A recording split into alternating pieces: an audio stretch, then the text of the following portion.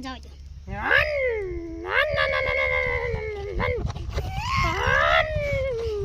આ વાળો હવે આ સાઈડ ઈ બાજુ ને વાળવાનું આમ જુઓ આમ સીધો થા છે હા ઈ આમ નંબર બરાબર થાય